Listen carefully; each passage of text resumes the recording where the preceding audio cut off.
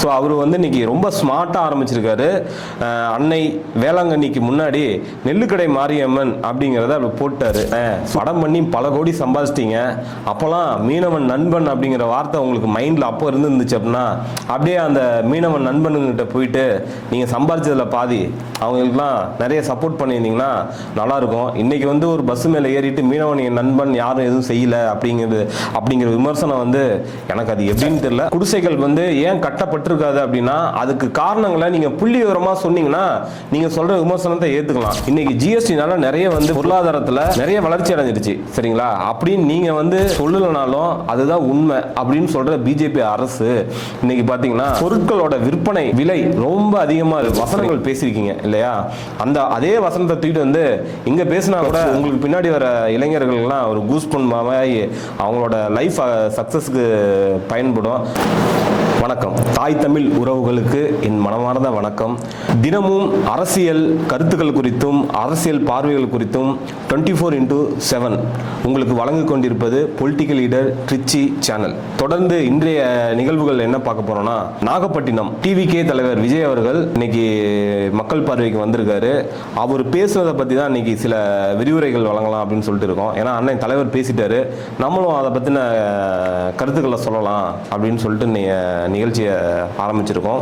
So அவர் வந்து இன்னைக்கு ரொம்ப ஸ்மார்ட்டாக ஆரம்பிச்சிருக்காரு. அன்னை வேளாங்கண்ணிக்கு முன்னாடி நெல்லுக்கடை மாரியம்மன் அப்படிங்கிறத அவர் போட்டாரு. சூப்பராக ஸ்மார்ட்டாக நீங்கள் ஆரம்பிச்சிட்டாரு. அதுக்கப்புறம் பார்த்தீங்கன்னா தொடர்ந்து மீனவன் நண்பன் ஒரு வார்த்தை சொல்லியிருக்கீங்க. இப்போ பிரச்சாரத்தில் ஒன்றும் பிரச்சனை இல்லை, படம் பண்ணி பல கோடி சம்பாதிச்சிட்டீங்க.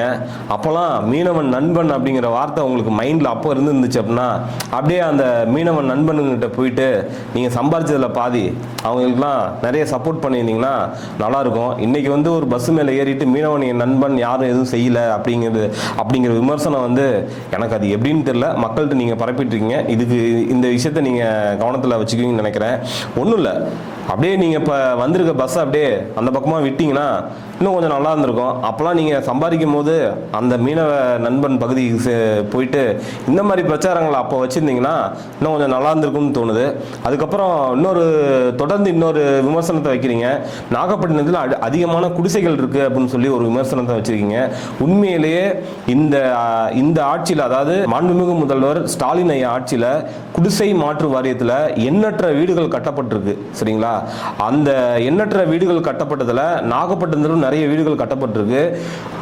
மீதம் இருக்க நீங்க பார்த்திருக்க குடிசைகள் வந்து ஏன் கட்டப்பட்டிருக்காது அப்படின்னா அதுக்கு காரணங்களை நீங்க புள்ளி விவரமா சொன்னீங்கன்னா நீங்க சொல்ற விமர்சனத்தை ஏத்துக்கலாம். இன்னைக்கு ஜிஎஸ்டினால நிறைய வந்து பொருளாதாரத்துல நிறைய வளர்ச்சி அடைஞ்சிருச்சு சரிங்களா. அப்படின்னு நீங்க வந்து சொல்லலனாலும் அதுதான் உண்மை அப்படின்னு சொல்ற பிஜேபி அரசு இன்னைக்கு பாத்தீங்கன்னா பொருளாதார வீழ்ச்சி, விலை மதிப்பு சரிங்களா, ஒவ்வொரு பொருளுக்கும் விலை அதிகமா இருக்கிறதுனால அதை ஸ்பெண்ட் பண்ணி கட்டக்கூடிய வசதிகள் இல்லாதனால ஒரு சிலர் வந்து இன்னும் வீடு கட்டிட மாட்டாங்க. மானியத்துல வந்து கொஞ்சம் ஒரு 3 லட்சம் கொடுத்தாலும் கூட இன்னும் ஒரு 3 லட்சம் போட்டு கட்டினாதான் ஒரு வீட்டை வந்து நீ கட்ட முடியலையா. அதெல்லாம் கட்ட முடியாத விலையேற்றத்தினால அவங்க இன்னும் ஒரு சிலர் கட்டாம இருப்பாங்களே தவிர வேற ஒன்றும் இல்லை. நீங்க பல ஆயிரம் கோடி சம்பாதிச்சு வச்சிருக்கீங்க, அப்படியே கொஞ்சம் அதை தள்ளி விட்டீங்கன்னா அந்த குடிசையெல்லாம் கோபுரமா மாறுறதுக்கு ஒரு வழி இருக்குன்னு நினைக்கிறேன். அண்ணன் செய்வீங்கன்னு நினைக்கிறேன். அப்புறம் மாண்புமிகு முதல்வர் ஐயா ஸ்டாலின் அவர்கள் வந்து இப்போ வெளிநாடு பயணம் வந்து வெற்றிகரமாக பண்ணிட்டு வந்திருக்காரு. அதையுமே நீங்கள் ஒரு கேவலமாக பேசுகிறீங்க. ரைட்னு அதை வந்து ஒரு புள்ளி விவரமாக பேசிட்டீங்கன்னா இன்னும் மக்கள் வந்து அதை தெரிஞ்சுக்குவாங்கல்ல.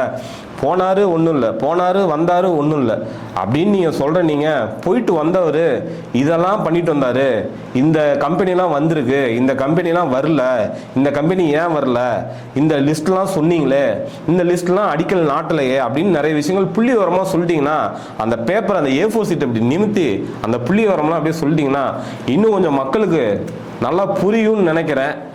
ஸோ உங்களுக்குமே அதில் சில விஷயங்கள் புரியும்னு நினைக்கிறேன். நீங்கள் சும்மா போகிற போக்கில் ஒரு விமர்சனத்தை வச்சுருக்கீங்க, அது ஒரு புள்ளி விவரமாக வச்சிங்கன்னா இன்னும் கொஞ்சம் நல்லா இருக்கும். ஏன்னா ஒரு விமர்சனங்கிறது அப்படி தான் இருக்கணும்னு நான் நினைக்கிறேன்.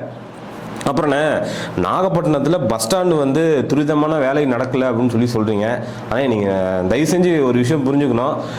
திராவிட முன்னேற்ற கழக ஆட்சியில் தான் நிறைய பேருந்து நிலையங்கள் கட்டப்பட்டிருக்கு சரிங்களா. வேலைகள் நடைபெற்று இருக்கோம். அதையும் நீங்கள் வந்து ஒரு தெளிவான முறையில் இப்போ ஆரம்பித்த வேலை இன்னும் முடியல அப்படின்னு சொல்லியிருந்தீங்கன்னா பரவாயில்லண்ணே. ஆனால் உண்மையிலேயே ஒத்துக்கக்கூடிய விஷயம் வந்து திராவிட முன்னேற்ற கழக ஆட்சியில் நிறைய பேருந்து நிலையங்கள் கட்டப்பட்டு முடிவடைஞ்சு மக்களோட பயனுக்கு வந்திருக்கு. இதை மக்கள்கிட்ட நீங்கள் மாற்றி சொல்கிறதுனால உங்களுக்கு எந்த வகையில் இது ஓட்டு கிடைக்கும் அப்படிங்கிறது எனக்கு தெரியல. சொல்கிற விஷயங்களை வந்து மக்கள் பயன்பாட்டுக்காக சொல்லுங்கள். நீங்களும் மக்கள் சேவைக்காக தான் வரேன்னு சொல்கிறீங்க. ஆனால் ஒரு குற்றச்சாட்டு வைக்கிறது முக்கியம் இல்லைனே. நீங்களாம் வந்து உங்களோட திரைப்படங்களில் மக்கள் குறித்து நிறைய விழிப்புணர்வான வசனங்கள் பேசியிருக்கீங்க இல்லையா? அதே வசனத்தை தூக்கிட்டு வந்து இங்கே பேசினா கூட உங்களுக்கு பின்னாடி வர இளைஞர்கள்லாம் ஒரு கூஸ் மாதிரி அவங்களோட லைஃப் சக்ஸஸ்க்கு பயன்படும். ஆனால் நீங்கள் குற்றச்சாட்டே தப்பாக வைக்கிறீங்க. அதெல்லாம் கொஞ்சம் சங்கடமாக இருக்குது. அது என்னப்பா சனிக்கிழமை டூர் அப்படின்னு சொல்லி நீங்கள் உங்களுக்கே அந்த டவுட் வந்துருச்சுன்னு நினைக்கிறேன். அந்த டவுட் வந்தது மட்டும் இல்லை, ஒரு விஷயத்த சொல்கிறீங்க, சனி ஞாயிறு தான் வந்து லீவு நாள், அன்னைக்கு தான் ஃப்ரீயாக இருப்பீங்க, அன்னைக்கு கூட நான் உங்களை விட மாட்டேன் அப்படின்னு சொல்கிற மாதிரி இருக்குண்ணே. ஏன்னா அன்னைக்கு தான் எல்லாரும் ஃப்ரீ டைம்னு சொல்கிறீங்க. அன்னைக்கு வந்து நீங்கள் வந்து இந்த மாதிரி ஒரு தொந்தரவுகள் நிகழ்த்துனா அடுத்த நாள் வேலைக்கு எப்படின்னே அவங்க போவாங்க? அதை கொஞ்சம் யோசிச்சு பார்த்தீங்களா? அதையும் கொஞ்சம் யோசிச்சு பார்த்து மற்ற நாளில் இந்த வேலை நாட்களில் வந்தீங்கன்னா இந்த கம்பெனியில் இருக்கவங்க எத்தனை பேர் உங்களுக்கு கூட்டம் வரும் அப்படிங்கிறது நீங்கள் தெரிஞ்சுக்கின்னு நினைக்கிறேன். நீங்கள் கரெக்டாக தான் வந்திருக்கீங்க. லீவு நாளில் தான் இளைஞர்கள் லீவில் இருப்பாங்க, அன்றைக்கி தான் நம்ம கூட்டம் சேர்க்க முடியும்னு வரீங்களா என்னங்கிறது எனக்கு தெரியல. ஒருவேளை அண்ணனுக்கு நிறைய வேலைப்பளு அதிகமாக இருக்கிறதுனால இடப்பட்ட நாளில் வர முடியாது, சனிக்கிழமை தான் உங்களுக்கு ஃப்ரீ டைம்ங்கிறதுனால வரீங்களா என்னங்கிறது தெரியல. அதுவும் கொஞ்சம் அண்ணன் கொஞ்சம் தெளிவாக பேசிட்டிங்கன்னா ஓகே. ஏகப்பட்ட கண்டிஷன்ஸ் நான் வர்றதுனால அப்படின்னு சொல்லி ஒரு மிகப்பெரிய குற்றச்சாட்டை அப்படிலேருந்து வச்சுக்கிட்டு இருக்கீங்க. ஒருவேளை நீங்கள் இந்த ஆட்சியில் இருந்து நீங்கள் இந்த மாதிரி ஒருத்தவங்க வராங்க அப்படின்னா நீங்கள் இந்த மாதிரி கண்டிஷன்ஸ் வைப்பீங்களா? இல்லை எப்படி வேணுமா வாங்க, எப்படி வேணுமா கும்பலை கூட்டுங்க, எப்படியோ சாவுங்க அப்படிங்கிறது எப்படின்னு சொல்லுவீங்களா என்னன்னு எனக்கு தெரியலண்ணே. இதெல்லாம் வந்து உண்மையிலேயே ஒரு சரியான தலைவனுக்கான வார்த்தைகள் கிடையாது. நீங்கள் ஒரு மிகப்பெரிய நட்சத்திரமாக இருந்திருக்கீங்க. உங்கள் பின்னாடி ரசிகர் பட்டாளம் வருதுங்கிறது உங்களுக்கு தெரியும், தமிழகமே அறிஞ்ச உண்மை. அதனால் ஒரு சில கண்டிஷன்ஸ் போடுறது தவறுன்னு நீங்கள் சொல்கிற நீங்கள் அது எந்த அளவுக்கு சட்டம் ஒழுங்கை காப்பாற்றுவீங்க அப்படின்னு நீங்கள் ஒரு ஆட்சிக்கு வந்தால் நீங்கள் எந்த அளவுக்கு சட்டம் ஒழுங்கை காப்பாற்றுவீங்க அப்படிங்கிறது உங்கள் பேச்சில் தெரிய வருது. இதை கொஞ்சம் பார்த்து யோசித்து நீங்கள் பின்வரும் இளைஞர்களுக்கு சொன்னீங்கன்னா கொஞ்சம் நல்லா இருக்குண்ணே. இதெல்லாம் ரொம்ப ஒரு தப்பான விமர்சனமாக இருக்குது.